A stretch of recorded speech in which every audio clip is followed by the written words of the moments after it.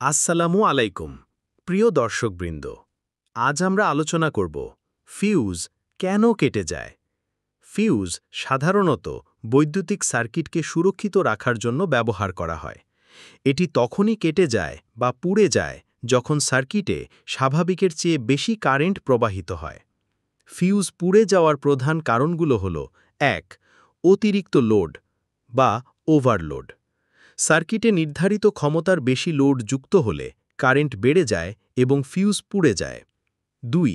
Short circuit বা short circuit. Phase তার ও neutral বা আর্থ তার একে অপরের সংস্পর্শে এলে হঠাৎ বিপুল কারেন্ট প্রবাহ হয়। এতে ফিউজ সাথে সাথে কেটে যায়। অনেক সময় গাছ ভেঙে তারের ওপর পড়লেও শর্ট সার্কিট হয়ে ফিউজ পুড়ে যেতে পারে। ৩. ফল্টি যন্ত্রপাতি। ত্রুটিপূর্ণ বা নষ্ট বৈদ্যুতিক যন্ত্রপাতি অস্বাভাবিকভাবে বেশি কারেন্ট টেনে নেয়, যার ফলে ফিউজ কেটে যায়। ৪. তারের ইনসুলেশন নষ্ট হওয়া। পুরনো বা ক্ষতিগ্রস্ত তার শর্ট সার্কিট ঘটিয়ে ফিউজ পুড়িয়ে দিতে পারে। ৫. ফিউজের ভুল রেটিং ব্যবহার। প্রয়োজনীয় ক্ষমতার চেয়ে কম ক্ষমতার ফিউজ ব্যবহার করলে সামান্য কারেন্টের চাপেই তা কেটে যাবে।